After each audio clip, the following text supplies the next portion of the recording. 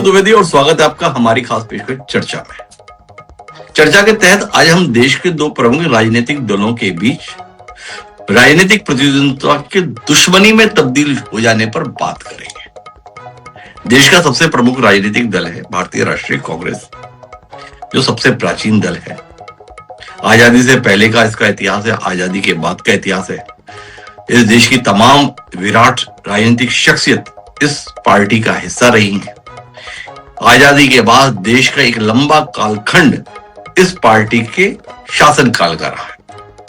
दूसरा प्रमुख राजनीतिक दल है भारतीय जनता पार्टी, जो पहली जनसंघ के रूप में था, फिर भारतीय जनता पार्टी के रूप में 1980 में अस्तित्व में आया और अपनी राजनीतिक यात्रा के तहत आज एक अलग मुकाम पर है।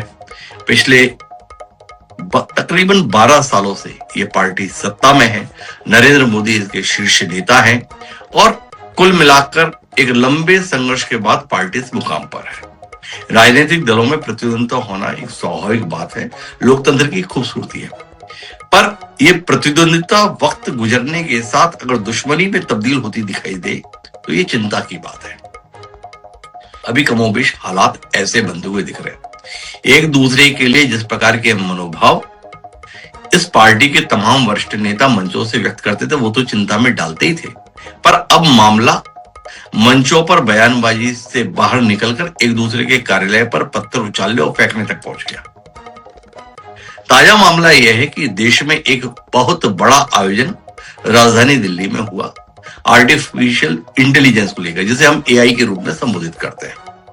इस एआई के संदर्भ में एक ग्लोबल इवेंट 16 से 20 फरवरी तक दिल्ली में था, जिसमें दुनिया जहान के लोग शामिल हुए थे। कई देशों के शासक अध्यक्ष शामिल थे, तमाम बड़ी कंपनियों के सीईओ शामिल थे, जाने माने वैज्ञानिक तकनीकी जानकार लोग इसमें हिस्सा बने थे।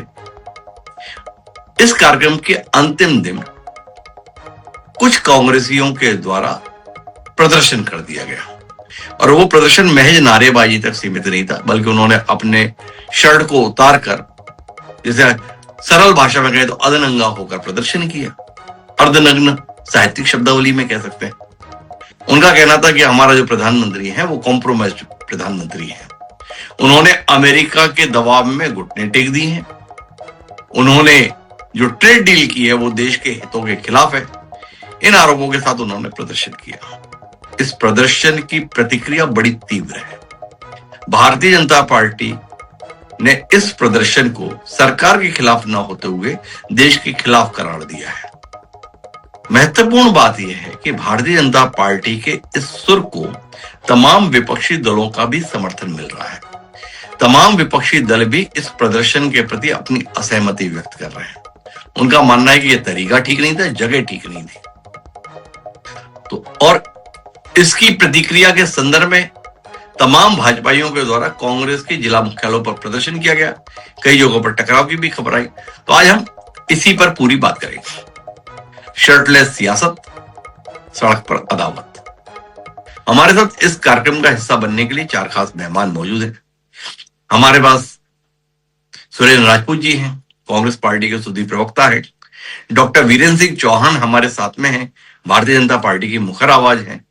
हमारे साथ समाजवादी पार्टी के प्रवक्ता यश भारती जी भी कार्यक्रम का हिस्सा बनने के लिए मौजूद हैं। और इन सब के बीच में तटस्थ राय देने के लिए प्रेम कुमार जी भी हमारे साथ जुड़ चुके हैं, जो जाने माने वरिष्ठ पत्रकार हैं। आप सभी का स्वागत है। चर्चा की शुरुआत सुरेंद्र राजपूत जी से करेंगे, लेकिन उससे पहले 2 बयानों पर दृष्टि डालेंगे जो हमारे कार्यक्रम को आगे बढ़ाने में मददगार है। भारत के एक वैश्विक आयोजन को अपनी गंदी और नंगी राजनीति का अखाड़ा बना दिया। समारोह स्थल पर विदेशी अतिथियों के सामने कांग्रेस के नेता कपड़े उतारकर पहुंच गए। देश तो जानता है आप पहले से ही नंगे हो। कह रहे हैं कांग्रेस तो पहले ही नंगे थे, अब कपड़े। अरे साहब, एप्स्टीन फाइल में पता चल गया ना कौन कितना नंगा है। जवाब देते नहीं बन रहा ना। क्यों नहीं हरदीप पुरी से इस्तीफा लेते, जरा पूछिए इनसे। क्या हरदीप पुरी बहुत कुछ जानते हैं? प्रधानमंत्री चीन से डरते हैं, अमेरिका से डरते हैं, हरदीप पुरी से भी डरते हैं। रही बात यूथ कांग्रेस के लड़कों की, पिछले 48 घंटे में 16-17 शहरों में जो धरपकड़ कर रहे हैं, एफआईआर की कॉपी तक हमें नहीं दी। कोर्ट का ऑर्डर है कि एफआईआर की कॉपी दीजिए, वो भी हमें नहीं मिल रही। तो टकराव खुलकर है, और टकराव के अंदर स्वयं प्रधानमंत्री नरेंद्र मोदी भी बेहद आक्रामक हैं। उनके शब्द बेहद कटु है, बहुत ज्यादा गुस्सा वो व्यक्त कर रहे हैं। कांग्रेस की प्रतिक्रिया भी उतनी ही आक्रामक है। इन सबके बीच में सुरेंद्र राजपूत जी हमारे साथ हैं।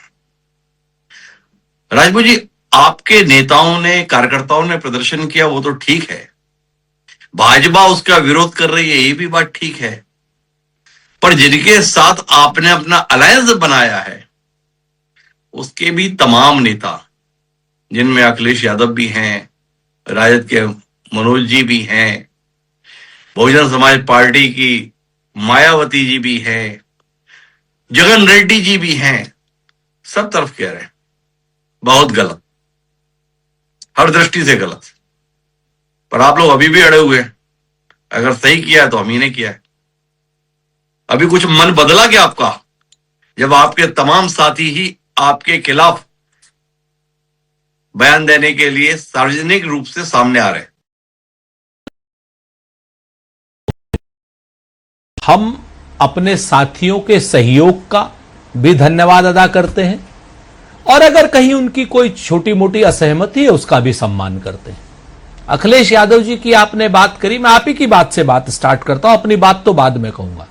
अखिलेश यादव जी की बात आपने करी, पीएमओ ऑफिस हो, सीएमओ ऑफिस हो, या पूरा मीडिया की जो नंगई थी, पूरे क्या नाम नोएडा मीडिया की नंगई, सारी की सारी अखिलेश यादव जी के बयान। अखिलेश यादव जी ने अपने 4 मिनट के बयान में 3 minute 40 second Bharatiya Janata party को उस एआई समिट पर घेरा, किसी ने एक शब्द नहीं दिखाया, और मात्र 15 सेकंड कहा कि उन्होंने हमारे बारे में। वो 15 सेकंड महत्वपूर्ण हो गए, और 3 मिनट 40 सेकंड वो महत्वपूर्ण नहीं हुए जिसमें उन्होंने सारा का सारा जो अपमान भारतीय जनता पार्टी ने देश का कराया, चाहे वो चीन के रोबोट के नाम पे हो, चाहे कोरियन किसी और चीज के नाम पर हो, चाहे वहां की अव्यवस्था के नाम पर हो, चाहे तमाम चीजों के नाम पर हो, जिस तरीके से मीम बन रहे थे, वो आपने भी बयान सुना होगा। तो इस तरीके से अगर आप हमारे साथियों की असहमति की बात करेंगे तो हम तो हाथ सर झुकाकर उनकी असहमति का सम्मान करते हैं, बहुत स्पष्ट है, हमें कोई दिक्कत नहीं है। हम एक साथी लोग हैं, हम कई चीजों में सहमत होंगे, कई चीजों में असहमत होंगे। अब हम आपको अपने उसके बारे में बताएं कि शर्म क्या होती है, नंगई क्या होती है। अरे ये सारे के सारे भाजपा के नंगे अपनी नंगई को छुपाने के लिए हमको अधनंगा कह रहे हैं। हम तो कहते हैं कि हां, हम हैं अधनंगे। हम तो अधनंगे होकर के ब्रिटेन के राजा के सामने भी गए थे और गुलाम देश को, हिंदुस्तान को आजाद कराने का काम किया था, हमारी अधनंगे फकीर ने किया था। आपके तो पूरे के पूरे नंगे लोग उस वक्त अंग्रेजों की चाटुकारिता कर रहे थे, पेंशन ले रहे थे, जिस वक्त हम अधनंगे होकर के वहां पर ब्रिटेन से हमको क्या नाम अपने आप को आजाद कराने की बात कर रहे थे। आपके पूरे नंगे कहां थे उस वक्त। और ये जो विज है, अनिल विज, हरियाणा का मिनिस्टर, टोटल अधरंगा नहीं, पूरा नंगा होकर प्रदर्शन कर रहा था, कोई किसी को आपत्ति नहीं थी। सच बात यह है कि आप अपनी नंगई छुपा, नंगई क्या क्या है, किसानों के प्रति गद्दारी नंगई है। आप नंगई की बात करते हैं, नंगई की बात, कांग्रेस पूरी नंगे नहीं है, मोदी जी आप और आपकी सरकार पूरी नंगी हो गई। एप्स्टीन फाइल में आपके मंत्री और आपके मित्र का नाम आ रहा है घिनौने अपराधी के साथ में, क्या यह नंगई नहीं है? आप अमेरिका के साथ जो ट्रेड डील कर रहे हैं, आपने देश के हितों को गिरवी रख दिया, बेच दिया, क्या यह नंगई नहीं है? हमारे देश के डेटा को दे दिया, किसानों के साथ गद्दारी कर दी, टेक्सटाइल इंडस्ट्री पे 18% जो है लग रहा है अपना टैरिफ, यह नंगई नहीं है? नंगई तो सबसे बड़ी यह है कि आप अडानी को बचाने के लिए यूएस ट्रेड डील के नाम पर पूरे देश का आत्मसमर्पण कर दे रहे हैं मोदी जी। नंगई तो यह है कि आप इसी अडानी को बचाने के लिए रूस के तेल खरीदना बंद कर दे रहे हैं और वेनेजुएला तेल खरीदना शुरू कर दे रहे हैं। मक्का को डीडीजी के नाम पर, यानी ड्राई डिस्टिल ग्रेन के नाम पर 0% टैरिफ पर मंगवा रहे हैं, और अगर हमारा किसान अमेरिका में कुछ सप्लाई करने की स्थिति में होगा तो उसे 18% देना पड़ेगा टैरिफ। बांग्लादेश को 0% टैरिफ पर वो कॉटन उनके जो टेक्सटाइल के कपड़े हैं अमेरिका लेगा उनसे, बांग्लादेश से। ये डील हुई है उनके साथ, अभी हुई है, हमारी डील के बाद हुई है। और हम अगर टेक्सटाइल प्रोड्यूस अमेरिका को भेजेंगे तो हमारे ऊपर 18% लगेगा। और अपने पूरे के पूरे ट्रेड में 40-50% से ज्यादा हमारा टेक्सटाइल जाता है। तो अपनी नंगाई को छुपाने के लिए हमारे 4 लड़कों की अर्धनंगाई के पीछे मत छुपिए, आइए देश के सामने जवाब दीजिए सवालों का। और एक बात और, 2 सवाल है मेरे सुरेश राजपूत जी आपसे। जो प्रदर्शन समिट में हुआ, क्या वो कांग्रेस का अधिकृत आयोजन था? क्या कांग्रेस उस आयोजन के प्रति पूर्णतः सहमत है? वो सही मंच था और वो सही तरीका था? एक तो आपसे ये समझना है, अभी तक ये स्पष्ट नहीं हुआ कि ये कांग्रेस का आयोजन था, कांग्रेस का उसको पूर्ण समर्थन है और वो सही मंच आप मानते हैं। हाँ, एक अंतर्राष्ट्रीय आयोजन था और उसमें हमें ऐसे ही प्रदर्शन करना चाहिए था, पहले तो ये समझना। एक दूसरा, ट्रेड डील के संदर्भ में भारत पर 25% टैरिफ और 25% पेनल्टी लगी हुई थी। उससे पहले तो कोई टैक्स नहीं था, ये हवाला दिया जाता है। पर 50% टैरिफ को 18% लाने को उपलब्धि के रूप में वर्तमान सरकार प्रस्तुत कर रही है। क्या 50% से 18% लाए जाने की इस कोशिश को आप बिल्कुल भी जायज नहीं मानते?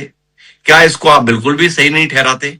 क्या आप मानते हैं कि हमें उनके साथ में कोई बात नहीं करनी थी या उनकी कोई बात नहीं माननी थी, और 50% टैरिफ पर अगर बने रहते तो देश का किसान सुरक्षित रहता, देश का व्यापारी सुरक्षित रहता और देश के हित सुरक्षित रहते? दोनों विषयों पर सुरेंद्र जी आपका नजरिया क्या है, अर्थात आपकी पार्टी का, जानने में हमारी दिलचस्पी है। थोड़ा रोशनी देंगे सुरेंद्र जी दोनों बातों पर?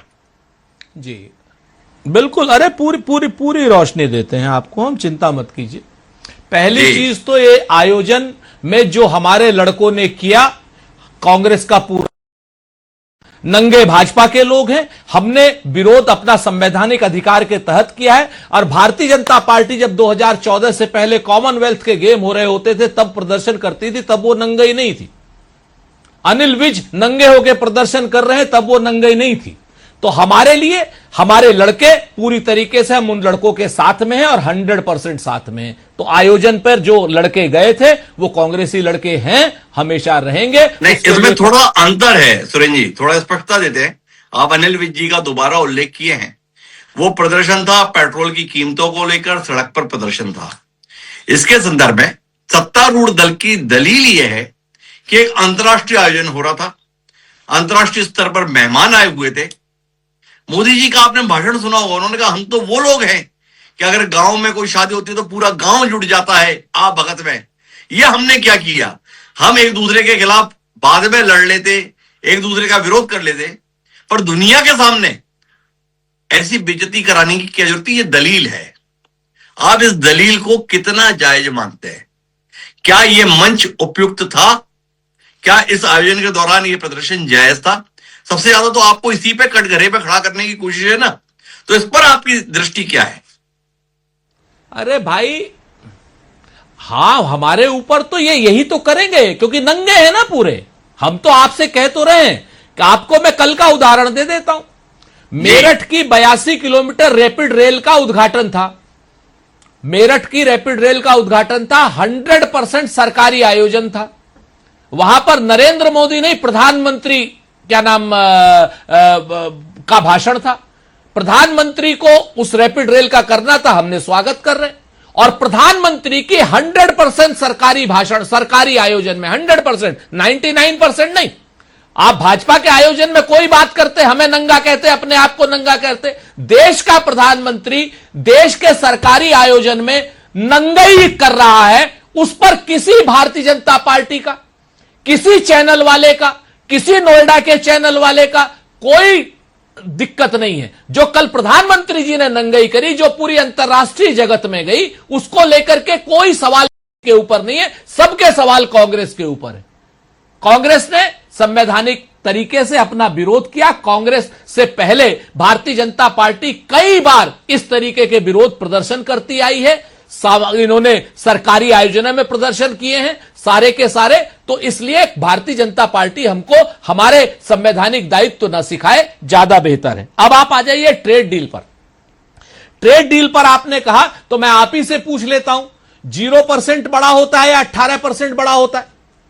अगर 0% बड़ा, 0% तो कम ही होता है, 18% ज्यादा होता है सुरेश जी।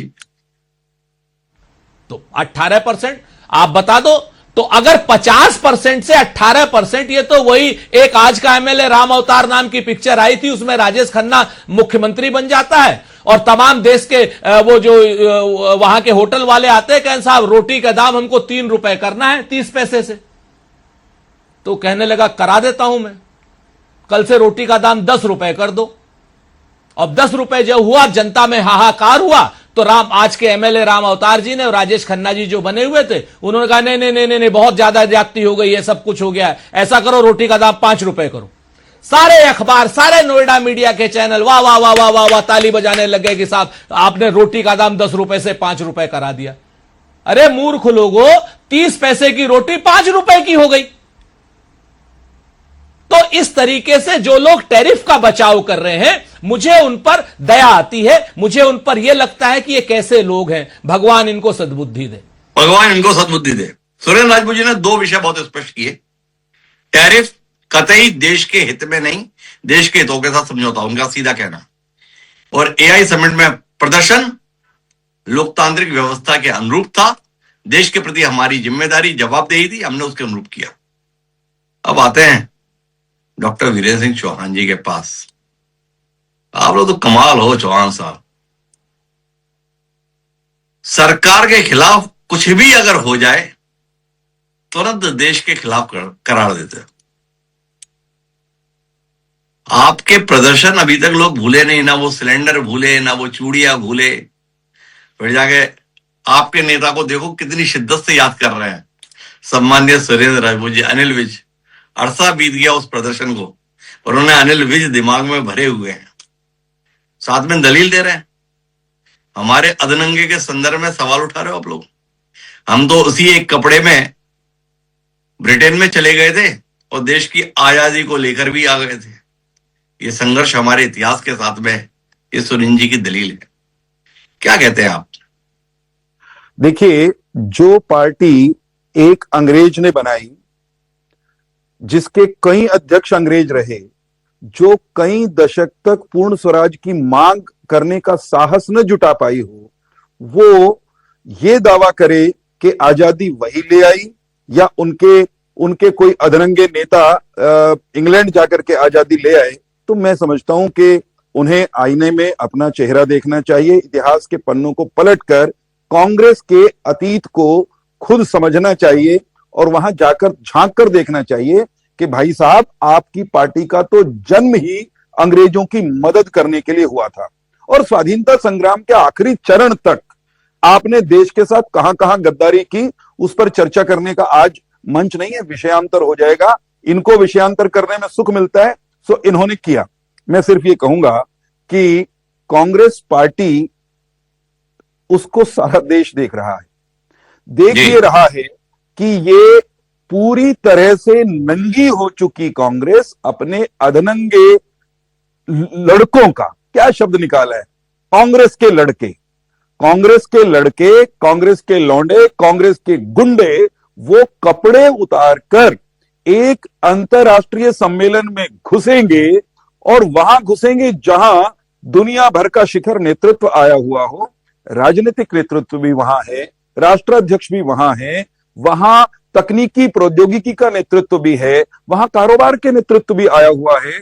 वहां जाकर वे बदतमीजी करेंगे और फिर ये कहेंगे सुरेंद्र सिंह राजपूत छाती चौड़ी करके कि ये इनका संवैधानिक अधिकार है। सुरेंद्र सिंह राजपूत जी, देश जानना और समझना चाहता है कि एक अंतर्राष्ट्रीय सम्मेलन में, एक अंतर्राष्ट्रीय मंच पर चोरों की तरह घुसकर और निर्लज्जता पूर्वक नंगे होकर प्रधानमंत्री को और देश को नीचा दिखाने का जो काम आपके लोगों ने किया, ये संविधान के कौन से अनुच्छेद के अनुरूप आपका अधिकार बनता है? चलिए, मेरा उससे पहले एक सवाल आपसे है सिंह चौहान जी।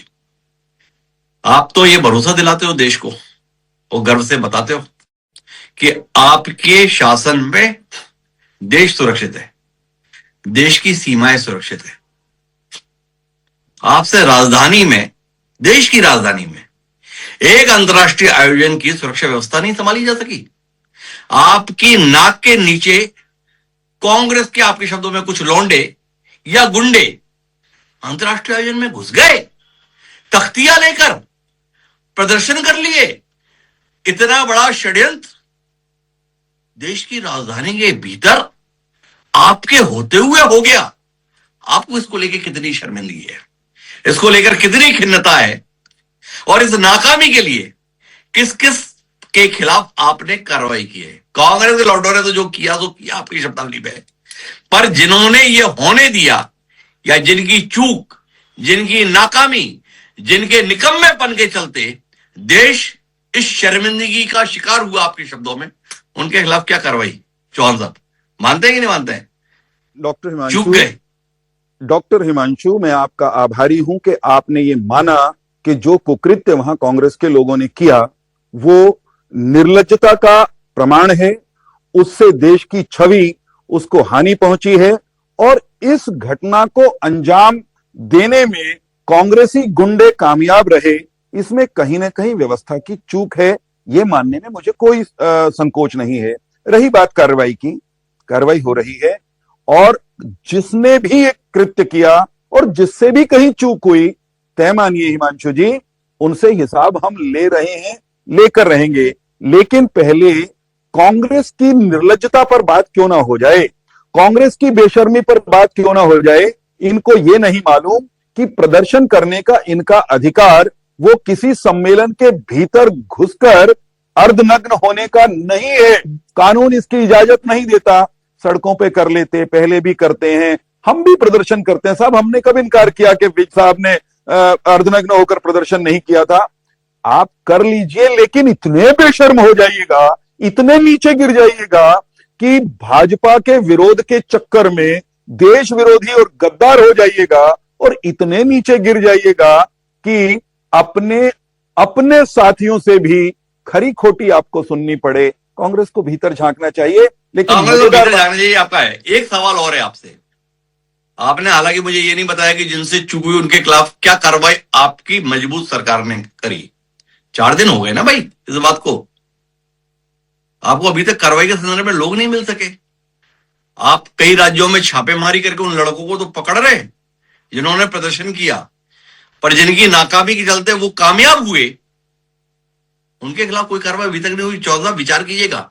पर मेरा सवाल आपसे साथ में यह है, ये ट्रेड डील को लेकर प्रदर्शन था, उनका मानना है कि कॉम्प्रोमाइज कर दिया आपने देश के हितों के साथ। 0% टैरिफ 18% पे पहुंच गया। क्या कहते हैं चौहान साहब? विषय तो ट्रेड डील था ना, ट्रेड डील में झुक गए अमेरिका के दबाव के आगे, अब इस विषय को तब्दील कर दे रहे। वो जो एआई का समिट था, क्या वो ट्रेड डील पर कांग्रेस का भद्दा प्रदर्शन करने का मंच था? आप पूछिए ना इनसे। नहीं चौहान साहब, फिर जाके बात दोनों तरफ आ जाएगी। सुरेंद्र राजपूत जी ने पूछा कि मेरठ में रैपिड रेल का लोकार्पण था, सरकारी आयोजन था, वो क्या कांग्रेस में बरसने का राजनीतिक आयोजन था? सुरेंद्र राजपूत जी ने वही तो बात जोड़ी थी। आप दोनों लोग फैसला कीजिए ना, कौन सी चीज जाए और कौन सी चीज ना जाए। फिर प्रेम कुमार जी न्यायाधीश के तौर पर बताएंगे हमें कौन जायज कौन ना जायज।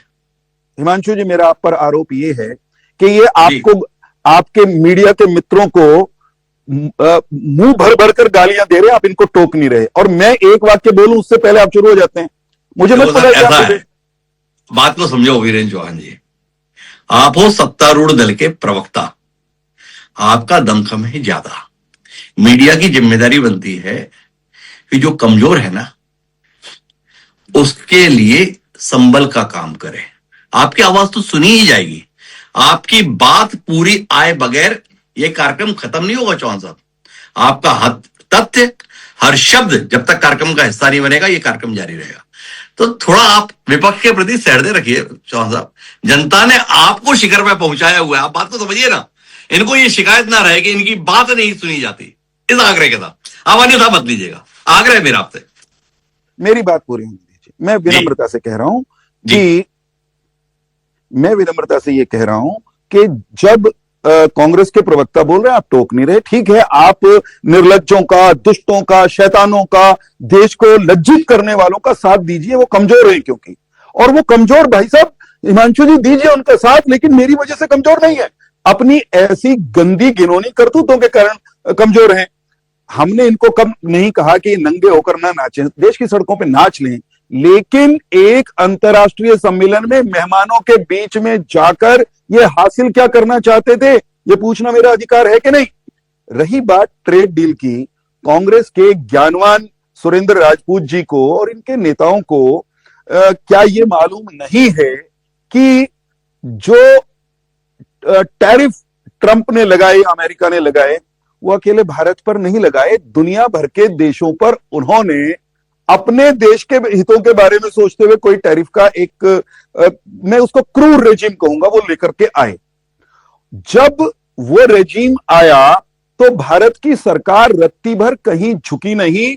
भारत की सरकार पर जिस तरह के दबाव थे, उन तमाम दबावों के बावजूद हमने भारत के हितों की रक्षा करते हुए एक डील की, जो कि अभी अंतिम रूप उसको दिया जाना बाकी है। अमेरिका में रोज ऊपर नीचे, आपको पता है, वहां वोलेटाइल चीजें हो रही हैं, लेकिन दर्दनाक बात यह है कि बिना जानकारी के, बिना तथ्यों के, वो लोग वो पार्टी जिसके शिखर नेतृत्व को शिखर पर रहते हुए देश को झुकाने का अनेक मौकों पर अवसर मिला, इतिहास में दर्ज है, वो हम पर कह रहे हैं कि समझौता किया ही नहीं।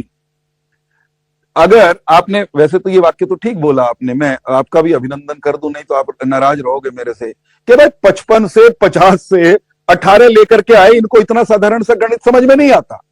लेकिन दूसरा है, पर आलोचना कीजिए, संसद का पटल सामने है, देश की सड़कें आपके सामने है, हम तो ये पूछते हैं, निर्लज्जों, गद्दारों, देश के दुश्मनों, ये बताओ कि वहां नंगे होने की आवश्यकता क्या थी।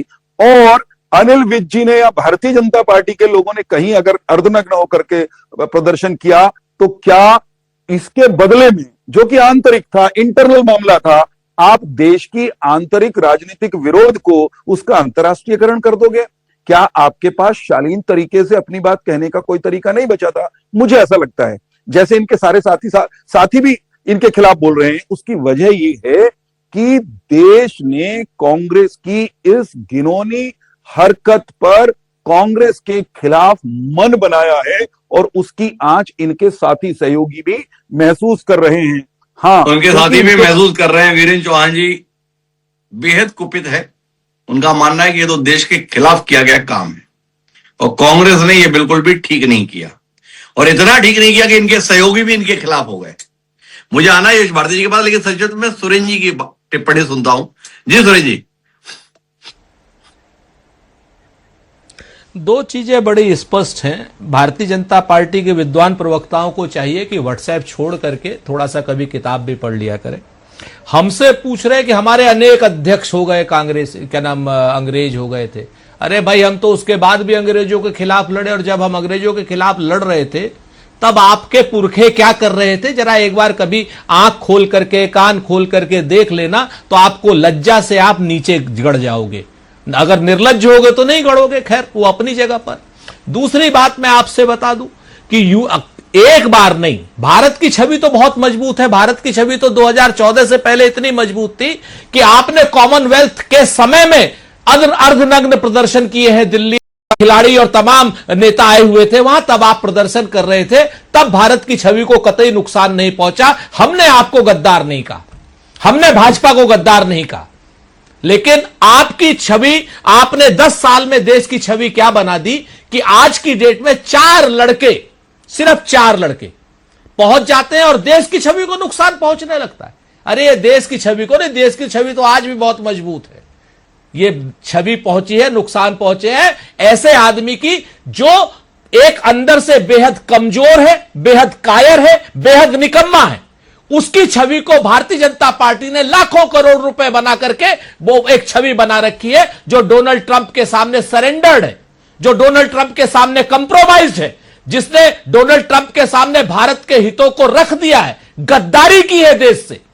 जिसने देश के साथ कुल मिला के सुरेंद्र राजपूत जी तो ट्रेड डील के संदर्भ में उतने ही आक्रामक हैं, लेकिन हमारी दिलचस्पी यश भारती जी के पक्ष को जानने की है, क्योंकि भाजपा के शीर्ष नेता नरेंद्र मोदी भी ये कहते हुए कांग्रेस को निशाने पर ले रहे हैं कि देखो इनके साथी भी इनके खिलाफ हो गए और हम विपक्ष के खिलाफ नहीं है, बल्कि विपक्ष की भी आवाज कांग्रेस उभर नहीं देती।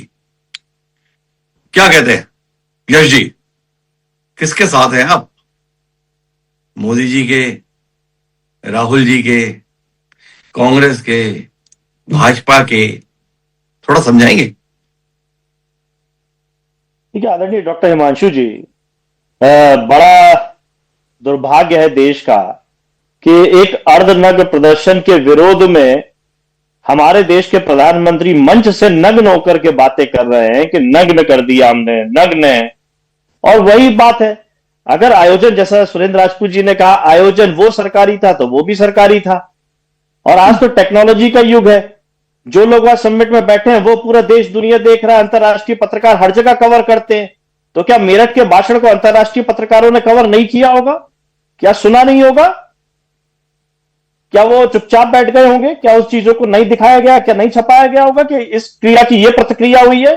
अर्धनग्न प्रदर्शन को नग्न प्रदर्शन बता रहे हैं देश के प्रधानमंत्री। क्या ठीक है, वो मर्यादा और संस्कृति की बात भारतीय जनता पार्टी से करना बेईमानी है, उस पर हम जितनी चर्चा करें उतना समय खराब करेंगे, क्योंकि हमने उनके मुंह से दीदी ओ दीदी, कपड़ों से पहचानना, आंदोलन जीवी, बहुत कुछ सुना है। वो एक बड़ी लंबी श्रृंखला है जो संस्कृति और विरासत को संभालने के लिए शब्द कम पड़ जाएंगे, कार्यक्रम कम पड़ जाएगा। विषय पे आता हूं, एआई समिट हुआ है, हम उसी पे बात करेंगे। आप लगातार वो चाइनीज रोबोट डॉग को दिखा रहे हैं। अब मैं अंग्रेजी इसीलिए बोल रहा हूं क्योंकि कुत्ता बोलूंगा तो ये कुत्ता भारतीय जनता पार्टी को सुनना अच्छा नहीं लगेगा, हमें देश का गद्दार बताने लगेंगे। तो ये चाइनीज रोबोट डॉग ये अभी भी आपके चैनल पे दिख रहा है। इसने इज्जत बढ़ाई है देश की पूरी दुनिया में। और ऐसा ही एक ड्रोन, और ये एक नहीं, एक ड्रोन और उसी यूनिवर्सिटी ने दिखाया जिसको पाल पोसने का काम भारतीय जनता पार्टी की सरकार ने पिछले 15 साल में किया है। और वो अंतरराष्ट्रीय लेवल पे जब भारतीय देश की छवि खराब हुई तो क्या कार्रवाई करी भारतीय जनता पार्टी की सरकार ने? क्या केवल स्टॉल खाली कराने से काम चल जाएगा? क्या इन झूठ के लिए, इस सब चीजों के लिए काम नहीं होना चाहिए? उन विद्यार्थियों का जब प्रदर्शन करने के लिए विपक्ष की पार्टियों के लिए काम लिया जाता है तब सरकार ने कोई काम नहीं लिया। दूसरा इस एआई समिट पे ही आ जाओ। एक सीईओ है जिसने अपनी एक कंपनी बनाई, नौजवान है, ग्वालियर से ताल्लुक रखता है, बेंगलोर में जाकर के काम कर रहा है। उसने ट्विटर पर अपनी पीड़ा बताई कि प्रधानमंत्री जी को जब आना था इस आयोजन के अंदर तो हमसे पूरा स्थल खाली करा लिया गया, हमारी जो चीजें थी हमसे सुरक्षित रखवा ली गई कि रख दीजिए आप स्टॉल पे ही, सब सुरक्षित है, ये तो बहुत ही महफूज जगह है क्योंकि यहां तो प्रधानमंत्री जी आ रहे हैं। तो उन्होंने विश्वास रखा कि प्रधानमंत्री जी की सुरक्षा और महफूज जगह है तो अपना कीमती सामान, अपनी जो खोज थी उसको वहां सुरक्षित छोड़ दिया। लेकिन जब प्रधानमंत्री जी के जाने के बाद वो लौट करके आते हैं तो वो सामान खो जाता है, चोरी हो जाता है। किसने डकैती डाली? किसने वो चोरी करी कि जहां प्रधानमंत्री जी आए थे और वहां सुरक्षा में इतनी बड़ी चूक? आप प्रदर्शन को लेकर के चूक की बात कर रहे थे, लेकिन जिन लोगों के लिए समिट रखी थी उनका सामान चोरी हो गया। और ये कोई सपा, कांग्रेस, बसपा, आम आदमी पार्टी या कोई विपक्षी पार्टी का आदमी नहीं कह रहा, ये वो कह रहा है जिसको इन्होंने आमंत्रित किया था, जो अपनी नई चीजें लेकर के आया था दुनिया के सामने दिखाने के लिए कि भारत में हम कितनी तकनीक को आगे बढ़ा रहे हैं। लेकिन सरकार खामोश है। Make in India, made in India वाला जो शेर था वो कहीं खो गया है, कहीं गायब हो गया है। ये चाइनीज का जो खुला प्रदर्शन चल रहा है, जो हमारे मार्केट में चाइनीज का कारोबार पूरी तरीके से फल फूल रहा है, ये कोई और नहीं लेके आया, यही स्वदेशी आंदोलन वाले, यही लोग लेकर के आए और लगातार डील कर रहे हैं। आप बताइए, जीएसटी में रात में 12 बजे घंटा बजा करके बड़ी उपलब्धि बता रहे थे, जो सुरेंद्र जी ने एक उदाहरण बताया वही ताल्लुक रखता है। वहां बड़ी दरों पे जीएसटी लगा रहे थे और जीएसटी घटा दिया और उसी को इवेंट बना दिया। आप ही ने रेट बढ़ाया, आप ही ने रेट घटा दिया और जीएसटी का इवेंट बना दिया। बच्चों के पढ़ने लिखने वाली कॉपी किताबों पे ये कहते हैं कि कोई जीएसटी नहीं लग रहा है। अरे साहब, व्यापारियों से पूछिए जाकर के कि वो कॉपी छपने से पहले जो कागज का कारोबार होता है उस पर कितना जीएसटी ले रहे हो आप? जो गम इस्तेमाल होती है, जो गोंद इस्तेमाल होती है, जो पैकेजिंग होती है, उस पर कितना जीएसटी ले रहे हो आप? कितना गला दबाओगे आप देश की जनता का? कितना गला दबाओगे, ये पूछ रहे यश भारती जी। पर एक सवाल आपसे है, प्रधानमंत्री जी ने बताया विपक्ष भी काफी दुखी है कांग्रेस से, ये संसद में इतना हंगामा करते हैं, विपक्ष को भी बोलने नहीं देते हैं, विपक्ष के बाकी दलों के संदर्भ में इन्होंने जो है हितों को छीन रखा है। इस पर भी आप उतने ही साथ हैं जितने प्रदर्शन में आप कांग्रेस के खिलाफ हैं। देखिए, माननीय अखिलेश यादव जी ने स्थान के और वक्त के चयन को लेकर के बात की है। विषय को लेकर के हम कहीं अलग नहीं है। बेरोजगारी और व्यापार में हम उनका जो विरोध है उसके साथ खड़े हुए हैं, और आज से नहीं, शुरू से हम साथ में काम कर रहे हैं, और अलग से भी हम इस बात को उठाते रहे। बड़े सवाल ये उठते हैं कि जब आप दुनिया को अपनी ताकत दिखाना चाहते हैं कि हम वैज्ञानिक तौर पे कितने मजबूत है, तो हमारे सोनम वांगचुक जो अपने देश के लिए प्रदर्शन कर रहे हैं, आप उन्हें एनएसए लगा करके सितंबर 2025 से बंद करे बैठे हैं, और दुनिया को यह दिखाना चाहते हैं कि हमारे यहां वैज्ञानिकों के साथ में ये व्यवहार होता है। तब आपको नहीं लगता? पाकिस्तान से आप कहते हैं कि ऑपरेशन सिंदूर हमारा निरंतर जारी है और लगातार चलता रहेगा, वही पाकिस्तान पर प्रतिबंध लगाने की बात करते हैं, और पाकिस्तानी मीडिया को चुपचाप से आप आने देते हैं देश के अंदर, पाकिस्तान के साथ क्रिकेट मैच खेलने लगते हैं। तब दुनिया के सामने शर्मसार नहीं होता भारत का चेहरा कि हम 4 महीने पहले कुछ और कह रहे थे और 4 महीने बाद हम कुछ और कह रहे हैं? तो ये छवि धूमिल नहीं होती? तब हमारा भारत देश शर्मसार नहीं होता? लेकिन मैं, डॉक्टर हिमांशु जी, मैं फिर विषय पर केंद्रित होता हूं। भारतीय जनता पार्टी के नेता जो इस पैनल में बैठे, प्रवक्ता इस चैनल में बैठे, बेरोजगारी और व्यापार पे क्यों नहीं बोल रहे हैं? जितनी गाली वो कांग्रेस को देने में निकाल रहे हैं, वो आंकड़ों पे बात क्यों नहीं करे कि भुखमरी में हमारी क्या स्थिति है? 80 करोड़ को तो राशन वो खुद ही देने के दावे करते हैं।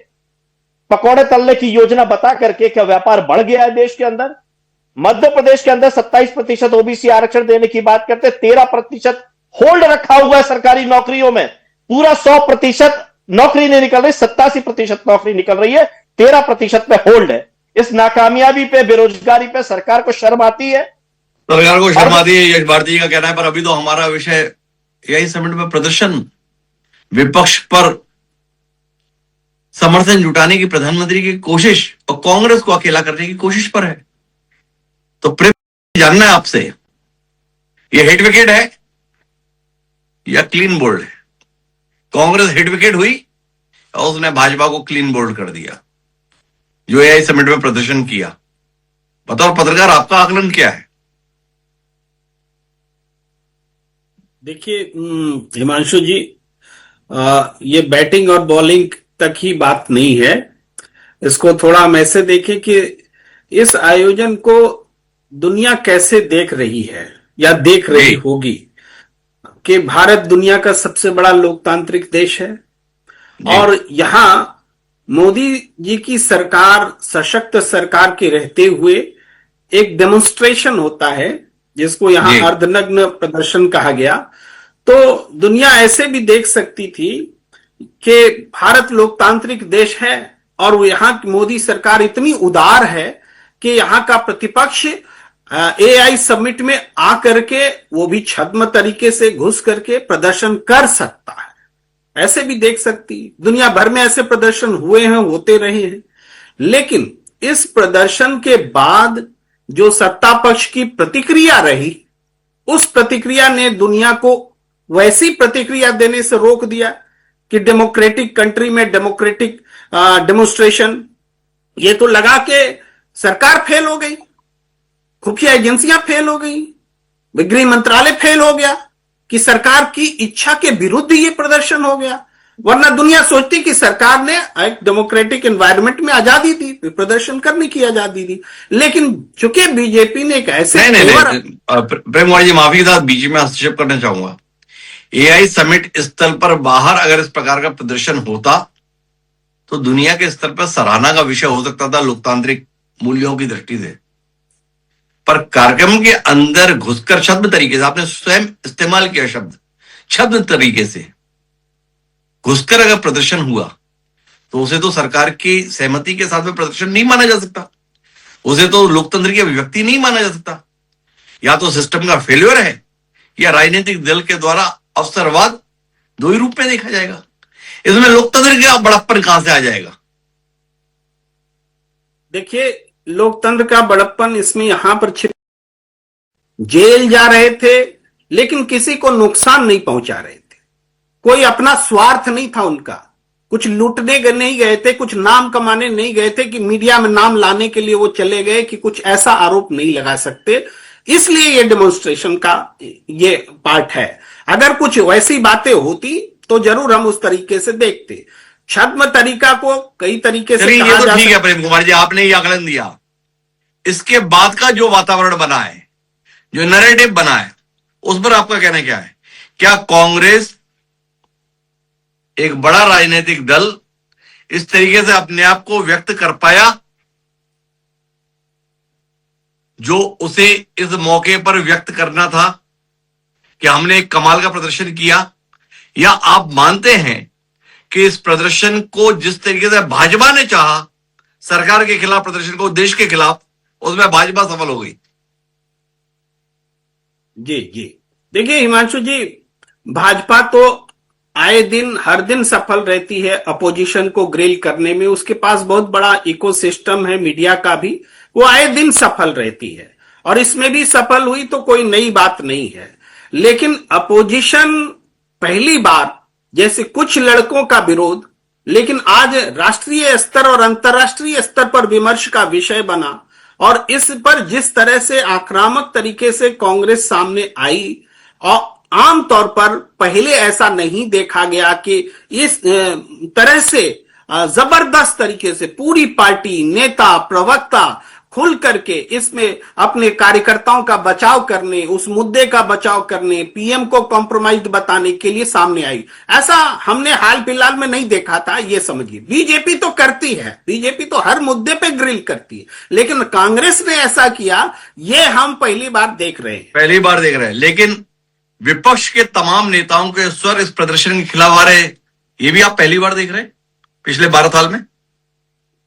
देखिए, यहां पर मेरी राय कुछ इस तरह से है कि इंडिया गठबंधन के सारे घटक दल जिन्होंने एक एप्रीहेंशन के साथ अपनी बात रखी, तो जब एप्रीहेंशन रखा के टाइमिंग और तरीका, लेकिन कहीं भी उन्होंने कांग्रेस से कमतर होकर बीजेपी पर हमला नहीं छोड़ा है। वो आगे बढ़कर कह रहे, जैसे आरजेडी तेजस्वी यादव कह रहे हैं कि पूरा एआई ही देश के खिलाफ आयोजन दिखता है, पूरा आयोजन को ही देश के खिलाफ बना दिया, ये तेजस्वी यादव कह रहे हैं। अखिलेश यादव जी का भी कहना कुछ इसी तरह, किसी ने बीजेपी के लिए कोई नरमी बरती हो ऐसा नहीं है। और इसका दूसरा पहलू यह है कि इंडिया गठबंधन में सारे घटक दल अपनी अलग राय रखते हैं, ये जीवंत गठबंधन है।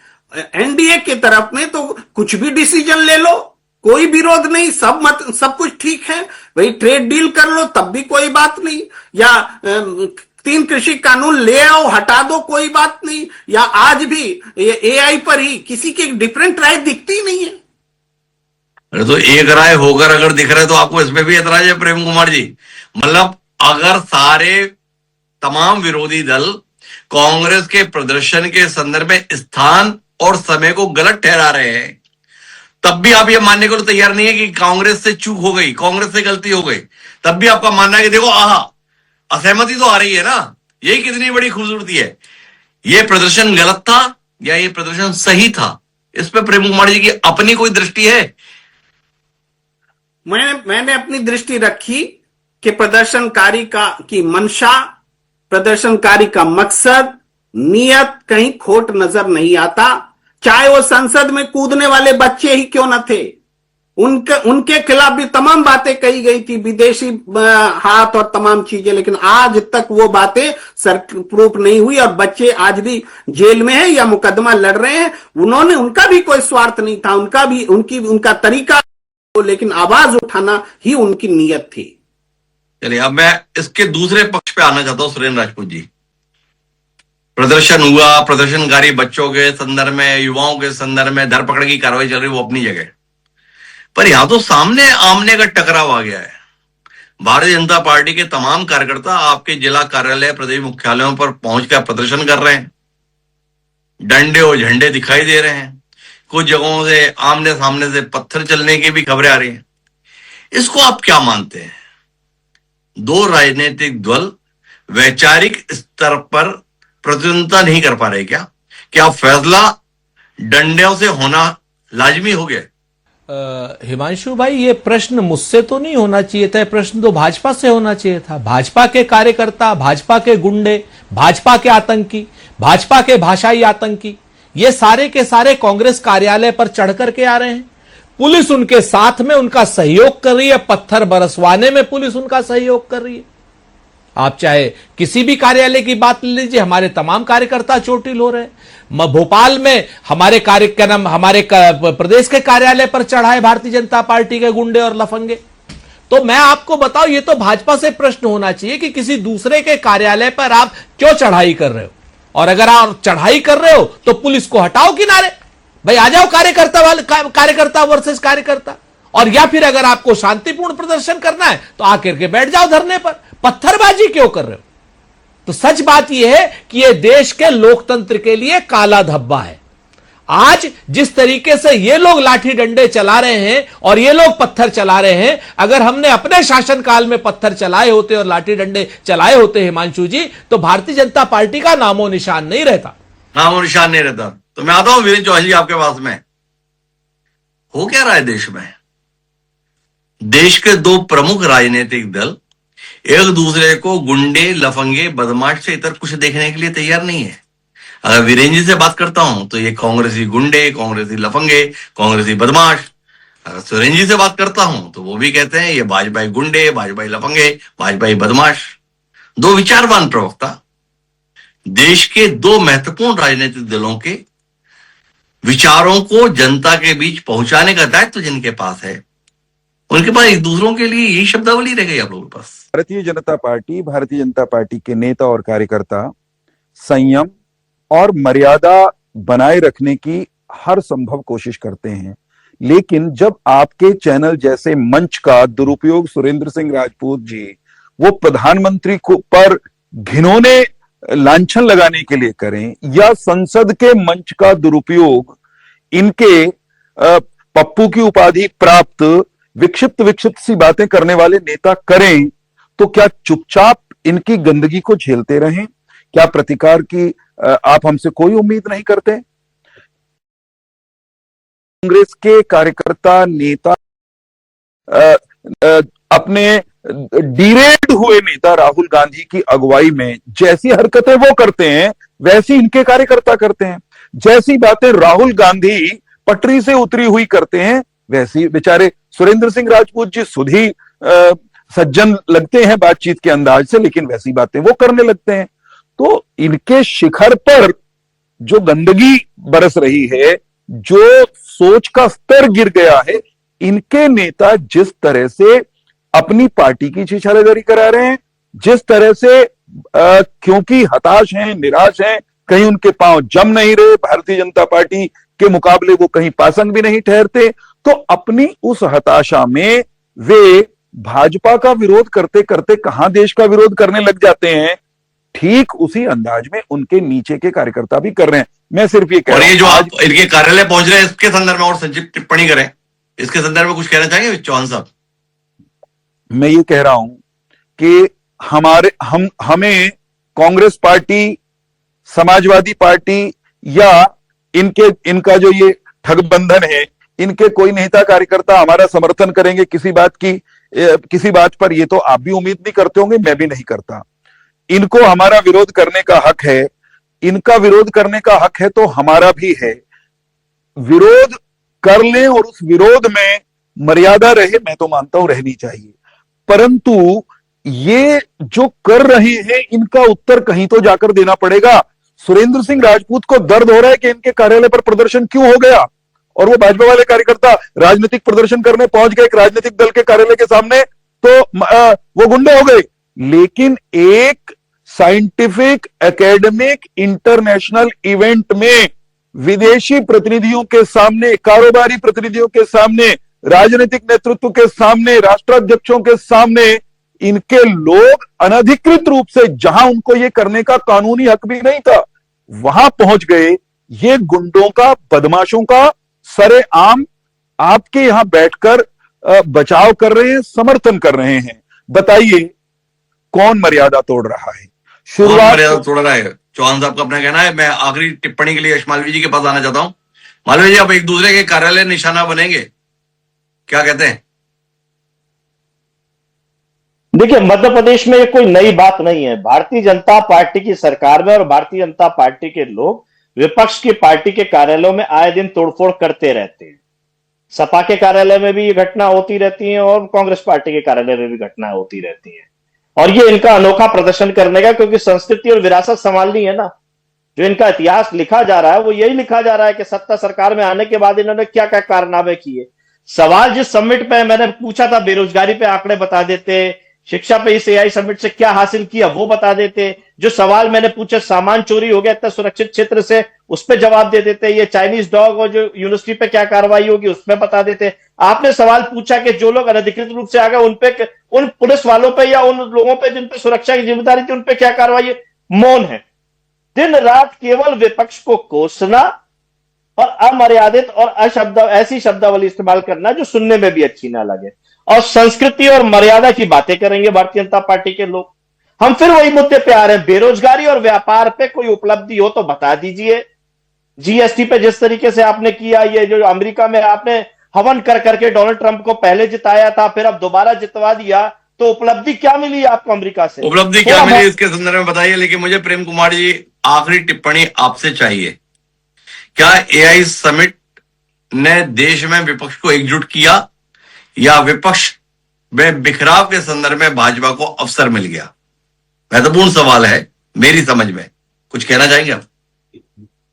बिल्कुल, देखिए बहुत बारीक विषय है राजनीतिक रूप से कि इंडिया गठबंधन के घटक दल एक विरोध जताते हुए जो प्रतिक्रियाएं दे रहे हैं। इस पैनल में भी आप देख रहे हैं समाजवादी पार्टी कहीं से भी बीजेपी का पक्ष लेती हुई नजर नहीं आती, बल्कि कांग्रेस से ज्यादा हमला करती हुई नजर आती है। उसी तरीके से इंडिया गठबंधन के बाकी घटक दल भी बीजेपी पर ज्यादा हमलावर हैं। शायद कांग्रेस को उन कठिन परिस्थितियों से, जो कठिन सवाल बीजेपी रख रही है कि आप छद्म तरीके से क्यों घुसे या आपने इंटरनेशनल मेहमानों के सामने में ऐसा क्यों किया, यहां पर जो जवाब देना है उसकी जिम्मेदारी लेने से बच रहे हैं इंडिया गठबंधन के बाकी दल।